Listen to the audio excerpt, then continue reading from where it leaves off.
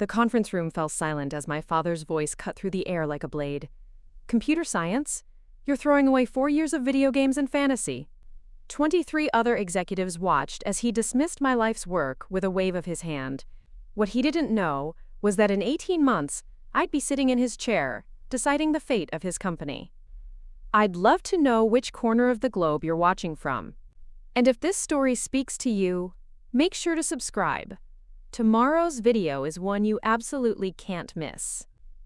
My name is Marcus Chen, and this story begins in the fall of 2019, when I was a senior at Stanford University. While most of my classmates were stressed about job interviews and final projects, I was dealing with something far more personal: my father's complete inability to understand what I was doing with my life. Richard Chen had built Pinnacle Manufacturing from the ground up. Starting with a small auto parts factory in Detroit in 1987, he'd grown it into a multi-million-dollar operation with facilities across the Midwest.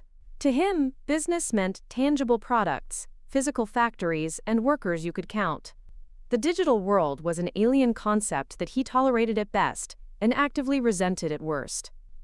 "Marcus, you're living in a fantasy," he'd tell me during our increasingly tense phone calls. "These computer companies, they're bubbles waiting to burst. Real business is about making real things that people actually need." The irony wasn't lost on me that his own company relied heavily on computerized manufacturing systems, inventory management software, and digital logistics platforms. But pointing this out only made him angrier. The breaking point came during Thanksgiving dinner that year. I'd just received a job offer from a small tech startup called Nexus Dynamics, founded by 2 MIT graduates who'd developed revolutionary AI-driven supply chain optimization software. The salary was modest, but the equity package and growth potential were incredible. I was excited to share the news with my family. "They're offering me a position as a junior software engineer," I announced over turkey and stuffing. "The company specializes in artificial intelligence applications for manufacturing and logistics." My father set down his fork with deliberate precision. "Artificial intelligence? Marcus, you're 22 years old. It's time to stop playing with computers and join the real world." My mother, Sarah, tried to mediate. "Richard, maybe you should hear him out. This sounds like it could be—" "Could be what?" he interrupted. "Another .com disaster waiting to happen?" "I've seen this before, Sarah. These tech companies come and go, like weather patterns. Remember the late 90s? How many brilliant computer science graduates ended up unemployed when that bubble burst?" My younger sister Emma, home from her sophomore year at Northwestern, jumped to my defense. "Dad, that's completely different. Marcus isn't talking about some random internet startup. AI is transforming every industry." But my father was just getting started. "Emma, don't encourage this nonsense. Marcus has been filling his head with science fiction for 4 years. Now he thinks he's going to revolutionize the world with algorithms and code." Meanwhile, Pinnacle Manufacturing is looking for someone to eventually take over operations. Real responsibility, real impact. "I don't want to run Pinnacle," I said quietly. The words hung in the air like smoke. My father's face went through several shades of red before settling on a dangerous shade of crimson. "You don't want to run Pinnacle?" His voice was barely controlled. "Do you have any idea what I've sacrificed to build this company? The 16-hour days? The missed birthdays? The risks I took when you were just a baby? Betting everything on contracts that could have bankrupted us? I appreciate everything you've built, Dad. But I have my own path." "Your own path?" He stood up abruptly, his chair scraping against the hardwood floor. "Your path is a degree in playing video games, and a job at a company that probably won't exist in 2 years. You're throwing away a guaranteed future for a fantasy." The rest of dinner passed in uncomfortable silence. But the real blow came 3 days later, when I was back at Stanford. My father called me on a Sunday evening, his voice cold and formal. "Marcus, I've been thinking about our conversation. If you're determined to pursue this computer science career, that's your choice. But don't expect any financial support from me after graduation. And don't expect a safety net when this fantasy collapses." "What are you saying?" "I'm saying you're on your own. No more tuition help for your final semester. No more monthly allowance. No car insurance. No phone plan. No health insurance after you graduate. You want to be independent and make your own choices? Prove you can handle the consequences. I felt like I'd been punched in the stomach. While I had some savings from summer internships, cutting me off completely would make everything infinitely more difficult. But there was something else in his voice, disappointment so deep it felt personal. You're cutting me off because I won't join your company? I'm teaching you about reality, son. In the real world, choices have consequences. You can't just follow your whims and expect someone else to pay for them. That phone call changed everything. I spent the next week alternating between anger and depression, but eventually something harder and more determined settled in its place. I was going to prove him wrong, not through arguments or explanations, but through results. I graduated in June 2020, right as the pandemic was reshaping the entire economy. While many of my classmates saw their job offers rescinded or delayed, Nexus Dynamics actually accelerated their hiring. The crisis had revealed just how vulnerable traditional supply chains were, and companies were desperately seeking solutions. My father's prediction about tech companies collapsing seemed to be coming true in some sectors, but artificial intelligence and automation were experiencing unprecedented growth. Companies that had been hesitant to adopt new technologies were suddenly willing to try anything that might give them an edge in an uncertain market. At Nexus, I threw myself into work with an intensity that surprised even me. I was coding 12-hour days, learning new programming languages on weekends, and volunteering for every challenging project that came through the door. My colleagues started calling me the machine because I seemed to never tire of solving complex problems. The company's flagship product was an AI system that could analyze thousands of variables in real time to optimize manufacturing schedules, predict supply shortages, and identify cost-saving opportunities. It was exactly the kind of fantasy technology my father had dismissed, but early adopters were seeing efficiency improvements of 15 to 20% almost immediately. By December 2020, 6 months into my career, I'd been promoted to senior engineer and was leading a team of 4 other programmers. The equity I'd received was already worth more than most of my classmates were making in salary at traditional jobs. But the real validation came when we landed our first major client, an automotive parts manufacturer in Ohio that was struggling with pandemic-related supply chain disruptions. Our software helped them reduce waste by 18% and increase productivity by 12% within the first quarter. Word spread quickly through the industry, and by spring 2021, we had a waiting list of potential clients. I started checking Pinnacle Manufacturing's financial reports, which were publicly available since they'd gone public in 2018. The numbers weren't encouraging. While my father's company wasn't in immediate danger, they were definitely feeling pressure from more agile competitors who were leveraging technology to operate more efficiently. The first time I saw my father after graduation was at my cousin Jake's wedding in August 2021. 14 months had passed since our last conversation, and I'd deliberately avoided family gatherings where he might be present. But Jake was like a brother to me, and missing his wedding wasn't an option. I arrived at the reception in downtown Chicago wearing a tailored navy suit that cost more than my monthly rent used to be. The past year at Nexus had been transformative in ways I couldn't have imagined. We'd grown from 12 employees to 47, and my equity stake had made me financially comfortable for the first time in my life. My father was standing near the bar with Uncle Tom and a few other relatives when he spotted me across the room. The recognition in his eyes was immediate, followed by something I couldn't quite read. Pride? Confusion? Regret? He excused himself from the group and walked over. "Marcus." His voice was neutral, carefully controlled. "Dad?" We stood there for a moment, 2 people who shared DNA but felt like strangers. He looked older than I remembered. The stress lines around his eyes were deeper, and there was a weariness in his posture that hadn't been there before. "You look well," he said finally. "Successful. Things have been good. I wasn't about to make this easy for him." "I heard from your mother that you're still with that computer company. Nexus something?" "Nexus Dynamics. And yes, I'm still there. Actually, I was promoted to Director of Engineering last month." His eyebrows rose slightly. Director-level positions weren't entry-level jobs, and he knew it. That's quite an achievement for someone so young. Before I could respond, my sister Emma appeared at my elbow, champagne flute in hand and a mischievous smile on her face. "Dad, you should hear about Marcus's company. They just signed a contract with Ford Motor Company for their entire Midwest supply chain." I shot her a warning look, but the damage was done. My father's expression shifted from polite interest to sharp attention. "Ford? The automotive Ford?" A lot of love and effort went into bringing this story to life. If you're enjoying it, we'd be so grateful if you'd subscribe to our channel. Now, back to where we left off. "It's not that big a deal," I said, though we both knew it was exactly that big a deal. The Ford contract was worth $32 million over 3 years and had been the crown jewel of our spring sales efforts. "How does a software company get a contract with Ford?" There was no mockery in his voice now, just genuine curiosity mixed with something that might have been respect.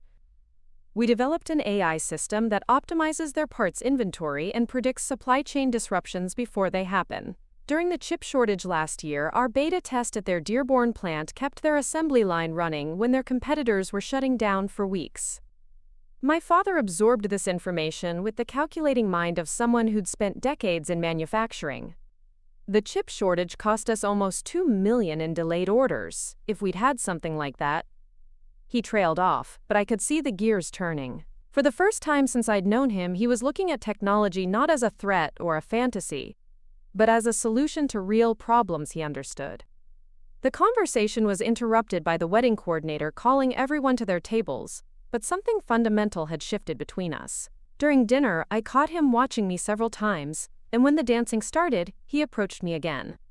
"Marcus, would you mind if we stepped outside for a few minutes? I'd like to talk." We found a quiet spot on the hotel's terrace overlooking Lake Michigan. The summer evening was warm, and the city lights reflected off the water like scattered diamonds. My father leaned against the railing and was quiet for a long moment. "I owe you an apology," he said finally. "What I said at Thanksgiving, cutting you off financially, I was wrong." The words hung between us. I'd imagined this moment dozens of times, but now that it was happening, I felt surprisingly little satisfaction. "You were trying to protect me," I said. "I understand that now." He shook his head. "No, I was trying to control you. There's a difference. I couldn't see past my own experience, my own understanding of how business worked. I thought anything I couldn't touch or see couldn't be real. And now? Now I'm watching my competitors eat our market share while we're still doing things the same way we did them in 1995. Now I'm realizing that maybe the fantasy isn't artificial intelligence. Maybe the fantasy is thinking we can keep operating like it's still 1987. This was more vulnerability than I'd ever seen from my father. Richard Chen, the man who'd built an empire through sheer determination and an iron will, was admitting he might have been wrong about something fundamental. "Pinnacle's struggling," he continued. "We lost the Johnson Industries contract last month to a competitor who promised 20% faster delivery times." 20%, Marcus. They're using automated scheduling systems and predictive analytics, all the things you've been telling me about. I already knew about the Johnson Industries contract. It was public information in our industry, and I'd been tracking Pinnacle's performance more closely than my father realized. But hearing him admit it was different. "It's not too late to modernize," I said carefully. "Technology exists. It's just a matter of implementation. Would you consider consulting for us? I know it's awkward, given our history, but we need help. Real help. And despite everything I said about your degree being worthless, you clearly know what you're doing." The irony was almost overwhelming. The man who'd mocked my education and cut me off for pursuing computer science was now asking me to save his company with exactly the skills he'd dismissed. "Dad, I can't consult for Pinnacle while I'm working at Nexus. There would be conflicts of interest, confidentiality issues, and frankly, it wouldn't be fair to either company." His face fell and I realized he'd been hoping for a simple solution to a complex problem. "But," I continued, "I can give you some general advice. First, you need to accept that this isn't just about buying software. It's about changing how your entire organization thinks about data and decision-making. Second, you need someone internally who understands both technology and manufacturing. And third, you need to move fast. Every month you wait, your competitors get further ahead." We talked for another hour on that terrace, He asked detailed questions about AI implementation, data integration, and digital transformation strategies. It was the first real conversation we'd had about my work, and I could see him genuinely trying to understand concepts that had seemed like science fiction just 2 years earlier. When we finally rejoined the reception, something had changed between us. We weren't back to being close. Too much had happened for that, but we weren't enemies anymore either. We were two businessmen who'd found common ground in an unexpected place. The next morning, I flew back to San Francisco with mixed feelings.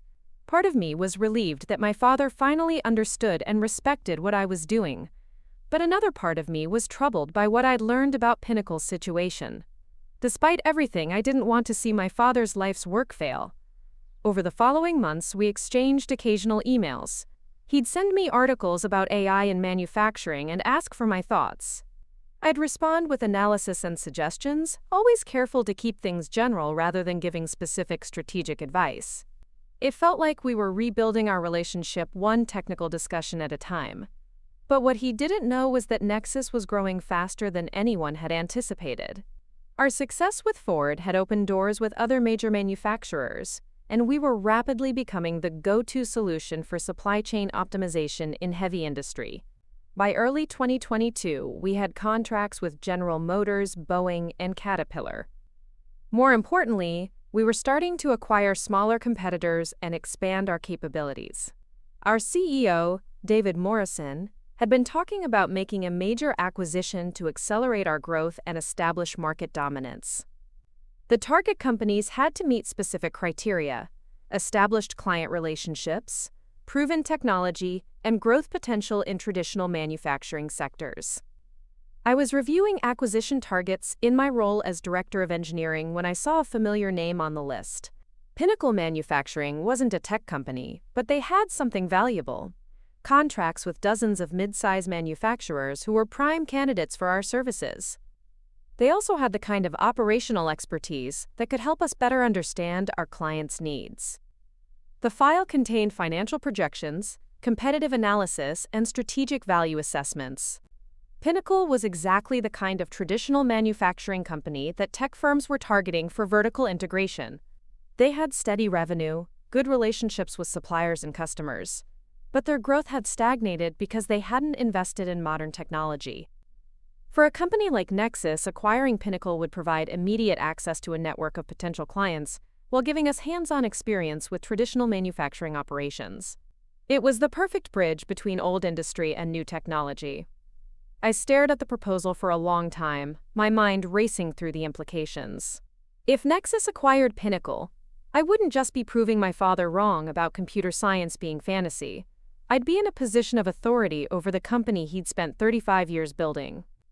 The meeting to discuss potential acquisitions was scheduled for the following Tuesday. I had 6 days to decide whether to recommend that my company buy my father's business. I spent that weekend walking through Golden Gate Park, trying to process what I'd discovered. The irony was almost poetic. The son who'd been disowned for choosing technology over traditional manufacturing was now in a position to acquire his father's manufacturing company through that same technology. But this wasn't about revenge. At least, I told myself it wasn't. Pinnacle Manufacturing represented exactly the kind of strategic acquisition that could accelerate Nexus's growth in the industrial sector. The emotional component was just an unfortunate coincidence. On Monday morning, I requested a private meeting with David Morrison, our CEO. David was a brilliant strategist in his early 40s, who'd built 2 successful companies before founding Nexus. He had an uncanny ability to see market opportunities that others missed, and he trusted his team's judgment when it came to technical implementation.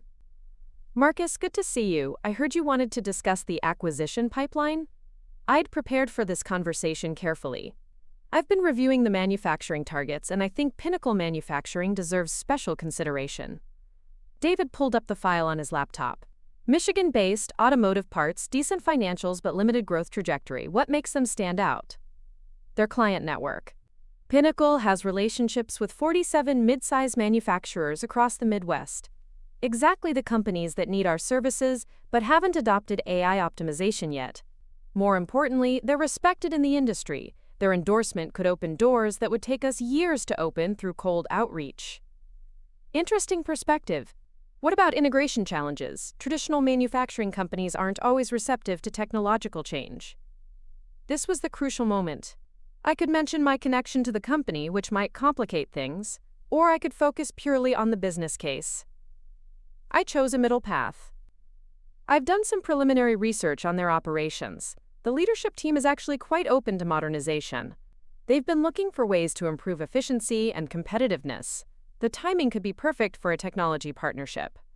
David nodded thoughtfully.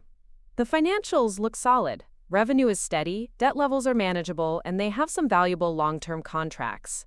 What kind of timeline are you thinking? I'd recommend moving quickly. Companies like Pinnacle won't stay independent much longer. If we don't acquire them, someone else will. All right, let's put together a preliminary offer. Can you lead the technical due diligence? I want a comprehensive analysis of their operations, client relationships, and integration potential. My heart was racing as I left David's office. I'd just initiated the process that could result in Nexus acquiring my father's company. The next few weeks would determine whether I was making a brilliant business decision or a catastrophic personal mistake. The due diligence process began immediately. Our corporate development team reached out to Pinnacle's board of directors to express interest in a potential acquisition. The initial response was cautious but positive. They were willing to explore options. What followed was a complex dance of financial analysis, legal reviews, and strategic assessments. I threw myself into the technical evaluation, analyzing Pinnacle's manufacturing processes, supply chain relationships, and operational efficiency. The more I learned, the more convinced I became that this acquisition made perfect sense from a business perspective. Pinnacle's operations were exactly what I'd expected: efficient, but outdated. They were using enterprise resource planning software from the early 2000s, managing inventory through spreadsheets, and making production decisions based on historical patterns rather than predictive analytics. The potential for improvement was enormous. But there was also something else I discovered during my analysis. Despite the technological limitations, Pinnacle was remarkably well run. My father had built a culture of quality and reliability that was evident in every aspect of their operations. Employee retention was high, customer satisfaction scores were excellent, and their safety record was outstanding. This wasn't a failing company that needed to be rescued. It was a successful company that needed to evolve. 3 weeks into the due diligence process, David asked me to join him for a site visit to Pinnacle's headquarters in Grand Rapids, Michigan. This would be my first time seeing my father's company through professional eyes, and potentially the first time seeing my father since our conversation at the wedding. The flight to Michigan was tense. I decided not to tell David about my personal connection to Pinnacle until after we'd completed our assessment. If the acquisition moved forward, I'd need to recuse myself from any direct management role to avoid conflicts of interest. But for now, my technical expertise was valuable to the evaluation process. Pinnacle's main facility was larger than I'd expected. The original building from 1987 had been expanded several times, creating a sprawling complex of manufacturing floors, warehouses, and office spaces. Everything was clean, organized, and purposeful, a reflection of my father's attention to detail. We were greeted by Janet Walsh, Pinnacle's chief operating officer, who'd been with the company for 15 years. She led us through a comprehensive tour of the facilities, explaining their manufacturing processes, quality control systems, and client relationships. I found myself genuinely impressed by the operation my father had built. "Your efficiency metrics are quite good," David observed as we walked through the main production floor. "But I imagine there's room for improvement in predictive maintenance and inventory optimization." "Absolutely," Janet replied. "We've been exploring options for modernizing our systems. Mr. Chen has been particularly interested in artificial intelligence applications for manufacturing." My stomach tightened. I'd been hoping to avoid seeing my father during this visit, but it seemed inevitable. "Is Mr. Chen available to meet with us?" David asked. "I'd like to discuss his vision for the company's future." "He's in a board meeting right now, but he should be free in about an hour. Would you like to continue the tour, or would you prefer to review some operational data in our conference room?" We spent the next hour going through financial reports, client contracts, and operational metrics. Everything confirmed what I'd suspected. Pinnacle was a fundamentally sound business that could benefit enormously from technological upgrades. The acquisition would give Nexus immediate access to an established client network while providing Pinnacle with the tools to compete more effectively. At exactly 3 o'clock, there was a knock on the conference room door. My father walked in, and for a moment, time seemed to stop. He was wearing a crisp white shirt and navy tie, looking every inch the successful executive. But when his eyes met mine across the conference table, I saw a flash of surprise, confusion, and something that might have been fear. "Mr. Chen," David stood up to shake his hand, "thank you for taking the time to meet with us. I'm David Morrison, CEO of Nexus Dynamics, and this is Marcus Chen, our Director of Engineering." My father's handshake with David was firm and professional, but when he turned to me, uncertainty flickered across his face. "Marcus, I wasn't expecting to see you here." "Small world," I said, trying to keep my voice neutral. David looked between us curiously. "Do you two know each other?" This was the moment of truth. I could lie, deflect, or tell the truth. I chose honesty. "Richard is my father." The silence that followed was deafening. David's expression went through several phases: surprise, concern, and then sharp professional calculation. My father looked like he'd been struck by lightning. "Your father?" David's voice was carefully controlled. "Marcus, this is a significant conflict of interest that should have been disclosed earlier." "I know. I was planning to discuss it with you after we completed our technical assessment. I wanted to ensure that my evaluation was based purely on business merits." My father was still processing the situation. "You're here to acquire Pinnacle?" "We're here to explore a potential partnership," David said diplomatically. "Though I think we need to have a serious discussion about how to proceed, given this unexpected personal connection." The meeting that followed was unlike anything I'd ever experienced. David, my father, and I sat around a conference table discussing the future of a company that had defined my father's entire adult life, while I represented the technology-driven future he'd once dismissed. The professional and personal dimensions of the conversation created a tension that was almost unbearable. "Let me be clear about one thing," my father said after David had outlined Nexus's preliminary interest. "This company represents 35 years of my life. If we're going to discuss any kind of acquisition or partnership, I need to understand exactly what you're proposing and how it would affect our employees, our clients, and our operations." "Of course," David replied. "Our goal wouldn't be to dismantle what you've built, but to enhance it.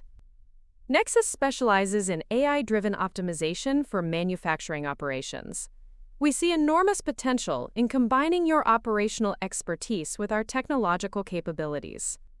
"And Marcus would be involved in this process?" David glanced at me. "That's something we'll need to work out." Given the personal relationship, there would obviously be some constraints on Marcus's direct involvement in management decisions. I could see my father weighing the implications. His company needed technological modernization to remain competitive, but accepting help from his son, the son he'd once dismissed for pursuing exactly this type of career, was clearly difficult for him to process. "I'd like to propose something," I said finally. "Let me remove myself from the acquisition discussions entirely. David, you can continue evaluating Pinnacle based on its business merits, and Dad, you can make decisions based on what's best for the company and your employees. My personal relationship shouldn't influence this process either way." Both men looked at me with something approaching respect. It was the right thing to do professionally, even though it meant stepping away from what could be the most significant deal of my career.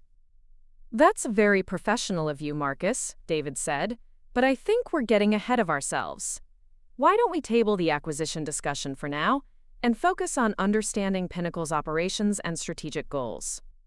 The rest of the meeting was more comfortable, but the underlying tension remained. My father walked us through Pinnacle's 5-year plan, their client expansion strategies, and their concerns about increasing competition from more technologically advanced competitors. It was clear that he understood the challenges facing his company, even if he was still uncomfortable with the solutions. As we prepared to leave, my father asked to speak with me privately. We walked out to the parking lot, where David was already getting into our rental car. Marcus, I need to ask you something directly. Is this acquisition about business, or is this about proving a point? I'd been dreading this question, but I'd also been preparing for it. Dad, when I first saw Pinnacle on our target list, I won't lie. There was a part of me that thought about the irony. But after 3 weeks of analyzing your operations, I can honestly say this makes sense purely from a business perspective. Pinnacle is exactly the kind of company Nexus should partner with. And if the acquisition goes through, what happens then? If it goes through, you'd continue running day-to-day operations while Nexus provides technological infrastructure and strategic support. The goal would be to make Pinnacle more competitive, not to replace what you've built. He nodded slowly. You've really grown up, haven't you? This isn't the angry young man who stormed out of Thanksgiving dinner 3 years ago. No, it's not. But you're not the same person either. 3 years ago, you would have thrown us out of the building before considering any kind of technology partnership. 3 years ago, I thought I knew everything about business. Now I realize I know everything about one type of business, but the world has moved beyond that type. We stood there for a moment, two men who'd spent years misunderstanding each other, finally beginning to see each other clearly. Whatever happens with this acquisition, he said finally, I want you to know that I'm proud of what you've accomplished. I was wrong about your degree, wrong about your career, and wrong about the importance of technology in modern business. I'm sorry it took me so long to admit that. It was the apology I'd been waiting for since college, but hearing it now, in this context, felt more complicated than I'd expected. Thank you, Dad. That means a lot. The flight back to San Francisco was quiet. David and I both knew that the personal dynamics had fundamentally changed the nature of this potential acquisition. What had started as a straightforward business opportunity had become something much more complex and emotionally charged. The weeks following our visit to Grand Rapids were a masterclass in corporate diplomacy. David had assigned the Pinnacle acquisition to Sarah Martinez, our VP of Corporate Development, while I focused on other technical evaluations. Officially, I was completely removed from the process. Unofficially, Sarah would occasionally ask for my insights on manufacturing technology integration, always careful to frame her questions in general terms. Meanwhile, my father and I had begun having regular phone conversations for the first time since college. These weren't the stilted, obligatory calls of the past, but genuine discussions about business strategy, technology trends, and industry challenges. He'd ask my opinion on artificial intelligence applications, and I'd ask his thoughts on manufacturing efficiency. We were slowly rebuilding our relationship on professional common ground. Marcus, I've been thinking about what you said regarding predictive analytics, he mentioned during one of our Tuesday evening calls. We had a machine failure last week that cost us 2 days of production. Our maintenance team said they'd been hearing unusual vibrations for months, but they didn't think it was urgent. That's exactly the kind of problem AI can solve, I replied. Predictive maintenance algorithms can analyze thousands of acoustic and vibration patterns to identify potential failures weeks or months before they occur. Is that something Nexus specializes in? I paused, careful not to cross any ethical lines. There are several companies developing that technology. The key is finding a solution that integrates well with your existing operations. These conversations were illuminating in ways I hadn't expected. My father wasn't just learning about technology. He was becoming genuinely excited about its potential. The man who'd once dismissed artificial intelligence as fantasy was now asking detailed questions about implementation timelines and return on investment calculations. But there was something else happening that neither of us acknowledged directly. Through these technical discussions, we were also working through years of misunderstanding and hurt feelings. Every question he asked about I was also an admission that he'd been wrong about my career choice.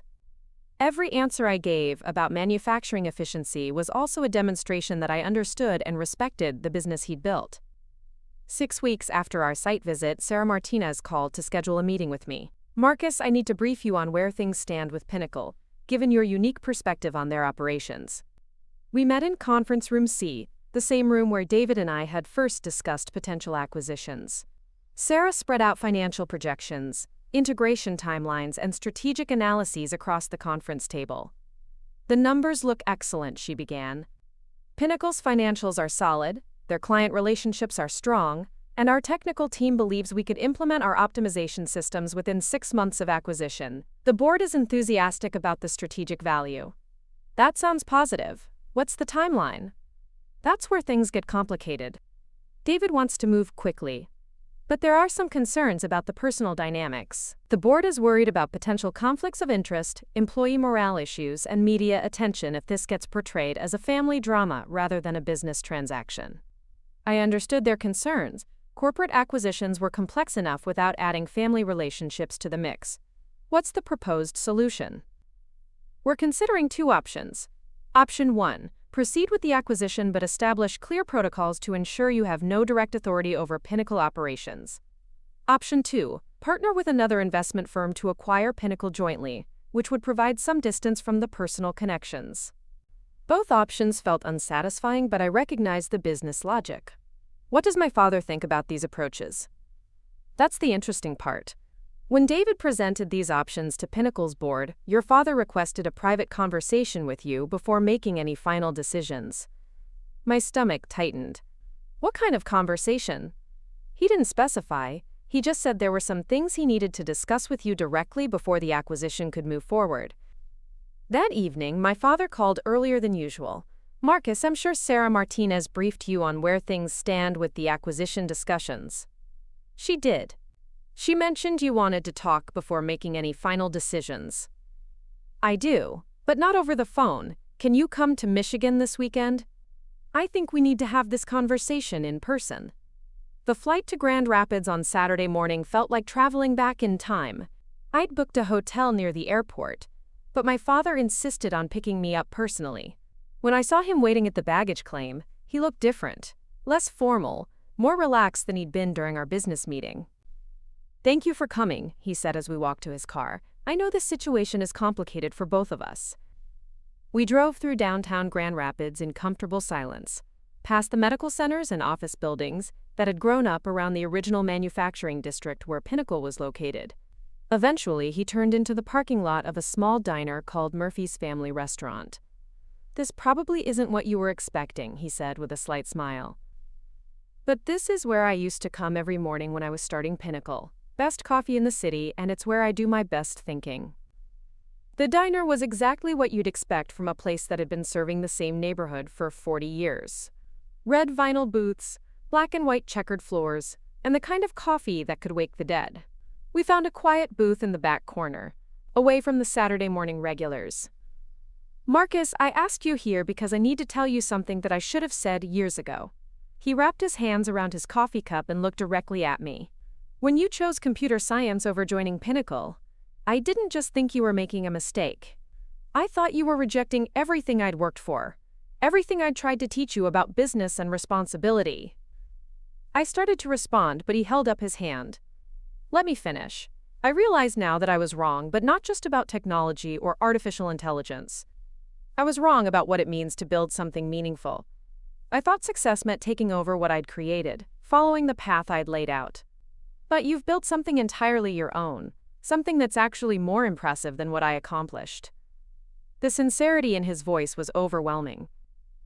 This wasn't the careful corporate diplomacy of our recent phone calls. This was raw honesty from a father to his son. When I learned that Nexus was interested in acquiring Pinnacle, my first reaction was panic. I thought my son's company is going to buy my company.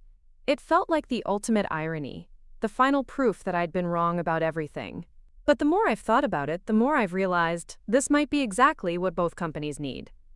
Dad, you don't have to. Yes, I do. Marcus, Pinnacle needs what Nexus can provide. We need technological modernization, we need predictive analytics, and we need access to the kind of innovation that can keep us competitive for the next 30 years. But more than that, I need to know that what I've built will continue to matter, that it will evolve and grow, rather than just survive.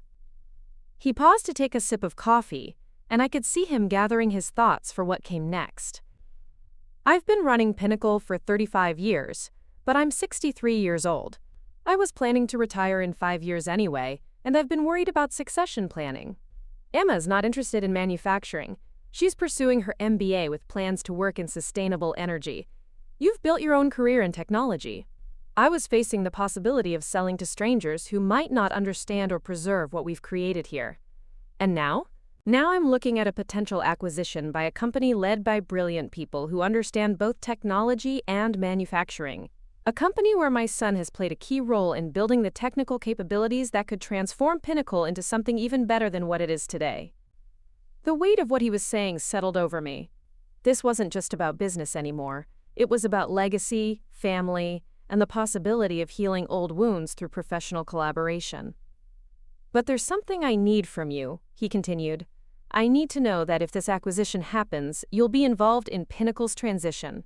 Not as my son, but as one of Nexus's senior technical leaders. I need to know that the expertise you've developed will be applied to preserving and enhancing what we've built. The request caught me off guard. Dad, there are significant conflict of interest issues. David and the board are already concerned about the optics. I've thought about that. What if we structured this differently? What if, instead of a traditional acquisition, Nexus and Pinnacle formed a strategic partnership? Nexus could take a controlling stake in Pinnacle, but I'd remain as president of manufacturing operations, while you became chief technology officer of the combined manufacturing division. We'd be business partners, not parent company and subsidiary. It was an elegant solution that addressed many of the concerns about conflicts of interest, while maximizing the strategic value of the combination. But it was also a complete reversal of everything that had defined our relationship for the past decade. You're offering me a position at Pinnacle? The same company you said would never be interested in computer science graduates? He smiled ruefully. I'm offering you the chance to transform Pinnacle into the kind of technology-driven manufacturing company that can compete in the modern economy. The company needs exactly the skills you've developed, and frankly, I need your help to make this transition successful. We sat in that diner for 3 hours, sketching out ideas on napkins and discussing implementation strategies. It was the most productive conversation we'd ever had, combining my technological expertise with his operational knowledge to envision what a modernized Pinnacle could become.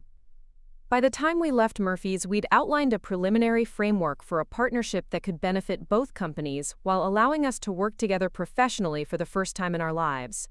It wasn't a perfect solution. There would still be complex negotiations, legal structuring, and board approvals required. But it was a path forward that honored both the legacy he'd built and the future I was helping to create. The drive back to the airport was different from any car ride we'd shared since I was a child. We weren't father and son discussing family obligations or career disappointments. We were two business professionals who'd found a way to combine their complementary expertise for mutual benefit. Marcus, regardless of how the business discussions turn out, I want you to know how proud I am of what you've accomplished. You've built exactly the kind of career you said you would, and you've done it without compromising your principles or your vision. Thank you, Dad. And for what it's worth, I've always been proud of what you built with Pinnacle. I just needed to find my own way to contribute to it. As my plane took off from Grand Rapids, I looked down at the city where my father had spent 35 years building his American dream. In a few months, if our plans worked out, I might be looking down at a city where we were building something new together. A fusion of traditional manufacturing expertise and cutting-edge technology that neither of us could have created alone. The irony wasn't lost on me. The degree my father had mocked as worthless was about to become the foundation for modernizing his life's work. But more importantly, the career choice that had driven us apart was now bringing us back together in ways neither of us had imagined possible. The presentation to Nexus's board of directors was scheduled for Thursday, October 14, 2022. David, Sarah Martinez, and I had spent 2 weeks refining the partnership proposal, transforming what started as a traditional acquisition into something far more innovative. The conference room on the 42nd floor of our San Francisco headquarters overlooked the bay, but I was too nervous to appreciate the view. The strategic partnership model addresses all of our expansion goals while minimizing integration risks, David explained to the 12 board members assembled around the polished mahogany table. Rather than simply acquiring another manufacturing company, we're creating a hybrid technology manufacturing entity that can serve as a model for future partnerships. Board member Patricia Hawkins, a veteran of 3 successful tech IPOs, leaned forward with interest. Walk me through the operational structure. How do we maintain control while allowing Pinnacle's leadership to continue managing day-to-day operations? Sarah took the lead on this question. Nexus will hold a 65% controlling stake in the combined entity, which we're calling Pinnacle Advanced Manufacturing. Richard Chen remains as President of Operations, while Marcus transitions to Chief Technology Officer with responsibility for all AI implementation and digital transformation initiatives. And the conflict of interest concerns? Asked board member Robert Kim. This was my moment to address the elephant in the room. The board was right to raise those concerns initially. However, the partnership structure creates clear separation of responsibilities while leveraging complementary expertise. My role focuses purely on technology implementation, while operational decisions remain with the existing Pinnacle leadership team. Additionally, we've established an independent advisory board with manufacturing industry veterans to provide oversight. The questions continued for 2 hours. Financial projections, competitive analysis, integration timelines, and risk assessments. But the mood in the room was increasingly positive. The board could see that this wasn't just an acquisition. It was a strategic evolution that could transform how Nexus approached the manufacturing sector. "What's the timeline for implementation?" asked board chairwoman Margaret Foster. "Phase 1 begins in January with AI system integration at Pinnacle's main facility," I replied. "We'll install predictive maintenance algorithms, optimize inventory management, and implement real-time production scheduling. Based on our analysis, we expect to see 15 to 20% efficiency improvements within the first 6 months." And Phase 2? Phase 2 expands the model to Pinnacle's client network. We'll offer AI optimization services to their 47 manufacturing partners, essentially turning Pinnacle into a technology hub for mid-size manufacturers throughout the Midwest. Margaret Foster exchanged glances with several other board members before speaking. The strategic vision is compelling, and the financial projections are conservative enough to be credible. I move to approve the partnership agreement with Pinnacle Manufacturing, contingent on final legal review and due diligence completion. The vote was unanimous. 2 months later, I found myself back in Grand Rapids, but this time as Pinnacle's newly appointed Chief Technology Officer. The integration process had moved faster than anyone expected, largely because my father had spent the intervening weeks preparing his workforce for the technological transformation ahead. "Ladies and gentlemen," my father addressed the assembled employees in Pinnacle's main conference room on my first official day. "I'd like you to meet Marcus Chen, our new Chief Technology Officer. Some of you may know that Marcus is my son, but today he's here because he's one of the most talented technology leaders in the manufacturing sector. His job is to help us become more efficient, more competitive, and more successful." The introduction was perfect, acknowledging the personal relationship while establishing my professional credentials. Over the following weeks, I learned that my father had been preparing the ground carefully, discussing the benefits of AI implementation with department heads, and addressing concerns about job security and technological change. The first project was implementing predictive maintenance systems on the production floor. Using sensors and machine learning algorithms, we could now predict equipment failures weeks before they occurred, scheduling maintenance during planned downtime rather than responding to emergency breakdowns. "This is incredible," said Mike Rodriguez, Pinnacle's head of maintenance, as we reviewed the system's first month of data. The algorithm predicted that bearing failure in the stamping press 3 weeks before, it would have caused a breakdown. We were able to order replacement parts and schedule the repair during the weekend shutdown. But the real breakthrough came when we applied AI optimization to Pinnacle's relationship with Johnson Industries, the client they'd lost to a more technologically advanced competitor the previous year. Armed with our new predictive analytics capabilities, my father requested a meeting with Johnson's procurement team. "We'd like to propose a pilot program," he explained during the presentation. "Give us one of your most challenging production schedules, something with tight deadlines and complex logistics requirements. Let us demonstrate how our new AI systems can deliver faster turnaround times and higher reliability than our competitors." Johnson Industries agreed to a 3-month pilot program for a series of specialized automotive components. The challenge was significant: 47 different parts with varying production requirements, tight quality specifications, and a delivery schedule that had caused problems for their previous supplier. Using our AI optimization systems, we were able to schedule production sequences that minimize setup time, predict potential supply chain delays, and identify quality issues before they affected final products. The results exceeded everyone's expectations. Pinnacle delivered every component on schedule, with 0 defects, and at a cost 15% below our previous supplier, Johnson's procurement director informed us at the end of the pilot program. We'd like to discuss expanding this partnership to include our entire Midwest operations. The Johnson Industries success story spread quickly through the manufacturing community. Within 6 months, Pinnacle had regained not only their original contract, but had also secured partnerships with 3 additional clients who were specifically interested in accessing our AI optimization capabilities. More importantly, the success was changing how people thought about the relationship between traditional manufacturing and modern technology. We weren't replacing human expertise with artificial intelligence.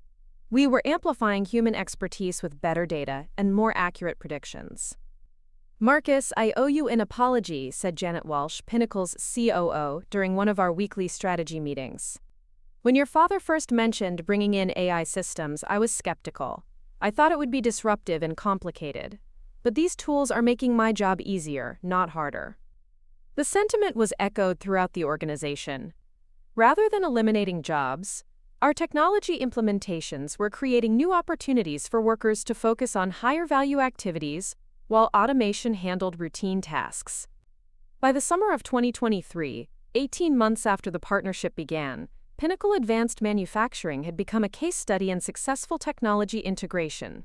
Our revenue had increased by 38%, operational efficiency had improved by 25%, and we were fielding inquiries from manufacturing companies across the country who wanted to replicate our model. But the personal transformation was even more significant than the business success. My father and I had developed a working relationship that combined mutual respect with complementary expertise. He brought decades of operational knowledge and industry relationships, while I contributed technological innovation and strategic vision. "You know what the best part of this whole experience has been?" my father asked during one of our Friday afternoon planning sessions. We'd developed a tradition of meeting every Friday to review the week's progress and plan upcoming initiatives. "What's that?" "Learning that I was completely wrong about artificial intelligence, but completely right about you. I always knew you were brilliant and determined. I just couldn't see how those qualities would apply to the business world. Now I realize that the business world was changing, and you were already preparing for that change while I was still fighting it." The comment reflected how much both of us had evolved since that disastrous Thanksgiving dinner in 2019. He'd learned to embrace technological change as an opportunity rather than a threat, while I'd learned to appreciate the value of operational expertise and institutional knowledge. In September 2023, we received an invitation to speak at the National Manufacturing Technology Conference in Detroit. The topic was Bridging the Gap Between Traditional Manufacturing and AI Innovation. Standing on that stage together, presenting our case study to an audience of industry leaders, felt like the completion of a journey that had begun with conflict and misunderstanding. "The key lesson we've learned," I told the audience, "is that successful technology integration isn't about replacing traditional manufacturing expertise, it's about enhancing it. The most effective AI implementations combine cutting-edge algorithms with deep operational knowledge. And the most successful business partnerships," my father added, "combine different perspectives and complementary skills. Sometimes the best solutions come from bringing together viewpoints that initially seem incompatible." After our presentation, a young woman approached us during the networking reception. She introduced herself as Lisa Thompson, a recent computer science graduate whose father owned a textile manufacturing company in North Carolina. "Your story gives me hope," she said. "My dad thinks my degree is worthless for real business, but maybe I can show him what I showed you, that technology and traditional manufacturing can work together." My father smiled and handed her his business card. "Call me next week. I'd be happy to share some thoughts on how to start that conversation with your father." Sometimes it just takes time for people to understand that the world is changing, and that change can be an opportunity rather than a threat. Looking back on everything that had happened since that first heated argument about my career choice, I realized that both my father and I had been partially right and partially wrong. He'd been right that business requires understanding real operations, real customers, and real market dynamics. But he'd been wrong about technology being fantasy rather than a tool for enhancing those fundamentals. I'd been right that artificial intelligence and computer science were going to transform manufacturing. But I'd been wrong to think that technological innovation could succeed without deep operational expertise and industry knowledge. The real breakthrough came when we combined both perspectives, creating something neither of us could have achieved alone. Pinnacle Advanced Manufacturing wasn't just a successful business. It was proof that the future belongs to organizations that can bridge the gap between traditional expertise and technological innovation. As I write this, 3 years after that first confrontation about my worthless degree, Pinnacle Advanced Manufacturing employs over 200 people, serves clients across 12 states, and has become a model for technology integration in traditional manufacturing industries.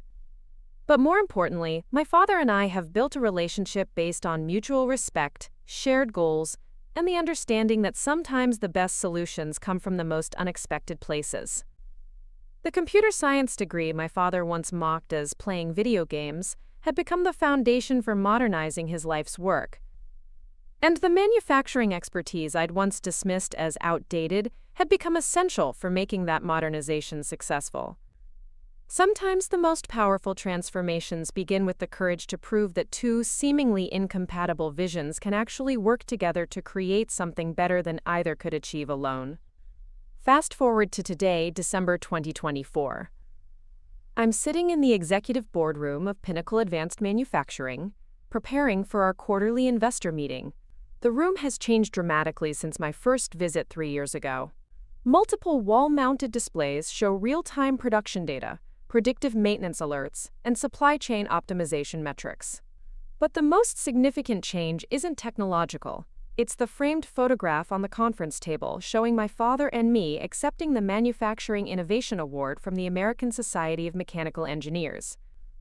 The investors filing into the room represent some of the most sophisticated venture capital and private equity firms in the country. What started as a regional manufacturing company has attracted national attention as a blueprint for industrial transformation. Today's meeting will determine whether we're ready for the next phase of expansion. Ladies and gentlemen, welcome to Pinnacle Advanced Manufacturing's Q4 review, my father began, his confidence evident as he addressed the room. 3 years ago, this company was struggling to maintain market share in an increasingly competitive industry. Today, we're pioneering a new model for technology-enabled manufacturing that's being studied and replicated across the country. The numbers he presented were remarkable. Revenue had grown from $42 million to $97 million annually. Our client base had expanded from 47 regional manufacturers to over 200 companies across 18 states. Most impressively, our AI optimization services had helped client companies achieve an average of 23% efficiency improvements while reducing waste by an average of 18%. Marcus, would you walk us through the technology expansion plans? My father said, seamlessly transitioning the presentation to me. This handoff had become natural over the past year. Where once we'd struggled to communicate about basic concepts, we now operated as a coordinated team, each playing to our strengths while supporting the other's expertise. Our expansion strategy focuses on 3 key areas, I explained to the investors. First, we're launching Pinnacle AI, a software-as-a-service platform that allows manufacturers to access our optimization algorithms without requiring full partnership agreements. Second, we're developing industry-specific solutions for aerospace, medical device manufacturing, and renewable energy components. Third, we're creating a certification program to train the next generation of technology-enabled manufacturing professionals. The questions from investors were sharp and detailed. They wanted to understand competitive advantages, scalability challenges, and long-term market positioning. But there was also genuine excitement about what we'd accomplished and where we were heading. What differentiates Pinnacle's approach from other AI manufacturing solutions? Asked Jennifer Chang, a partner at Pacific Ventures. Integration depth, I replied. Most AI solutions are software overlays that provide recommendations. Our approach embeds artificial intelligence directly into operational decision-making, while maintaining human oversight and expertise. We're not replacing manufacturing knowledge, we're amplifying it. And what's your assessment of market readiness for this kind of integration? Asked another investor. My father took this question. 3 years ago, manufacturers were skeptical about AI because they'd seen too many technology implementations that promised everything and delivered nothing. Today, companies are actively seeking proven solutions because they've watched their competitors gain significant advantages through smart technology adoption. The market isn't just ready, it's demanding what we're offering. The meeting lasted 4 hours, covering everything from financial projections to competitive analysis to risk management strategies. When the investors filed out, their body language suggested strong interest, but the real test would come in the follow-up discussions over the coming weeks. That went well, my father said after the room cleared. But regardless of what happens with expansion funding, I want you to know how proud I am of what we've built together. We've come a long way from that Thanksgiving dinner argument, I replied with a smile. We have, but you know what I've realized? Even back then, we were both fighting for the same thing. We just didn't recognize it. You wanted to build something meaningful with your technical skills. I wanted to preserve something meaningful that I'd built with operational expertise. Neither of us understood that the real opportunity was combining both approaches. That evening, I drove to the University of Michigan's Dearborn campus, where I'd been invited to speak to the engineering school's senior class.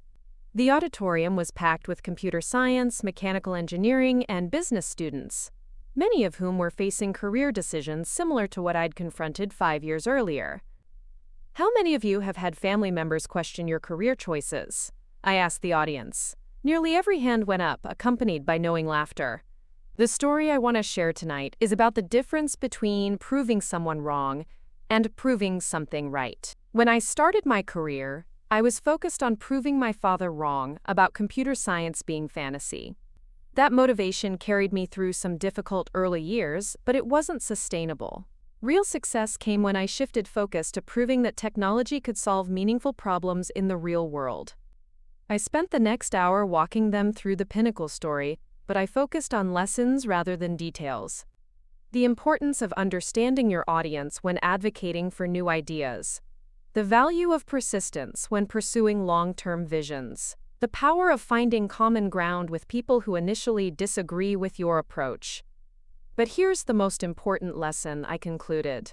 Don't let family conflicts or professional skepticism make you defensive about your choices. Instead, let those challenges motivate you to become so good at what you do that the value becomes undeniable. Success is the most persuasive argument you can make. During the Q&A session, a young woman in the front row raised her hand. What advice would you give to someone whose parents want them to take over the family business, but they're passionate about a completely different field? That's a tough situation, and I don't think there's a universal answer, but I'd suggest looking for ways to bridge both worlds, rather than choosing between them. Could your passion help modernize the family business? Could the family business provide a real-world laboratory for applying your skills? Sometimes the most innovative solutions come from combining seemingly incompatible elements. The drive back to Grand Rapids gave me time to reflect on how much had changed since I'd first made this trip as a reluctant college student. The highway looked the same, but everything else was different. I was different. My relationship with my father was different. And most importantly, my understanding of what success actually meant was completely different. My phone buzzed with a text from my father. Just got off the phone with Jennifer Chang from Pacific Ventures. They're recommending investment approval to their partners. Looks like we'll have the funding for national expansion. The message was exciting, but it was the follow-up text that really mattered. More importantly, I got to spend 4 hours today talking about our company, our technology, and our future with some of the smartest investors in the country.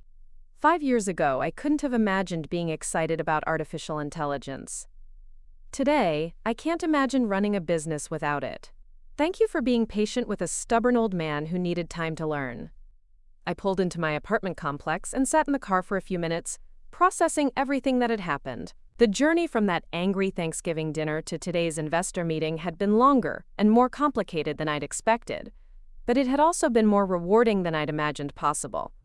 The degree my father had mocked as playing video games was now generating millions in revenue, while preserving and enhancing the manufacturing jobs he'd spent decades creating. The career path he'd dismissed as fantasy was now the foundation for expanding his life's work beyond anything he'd originally envisioned.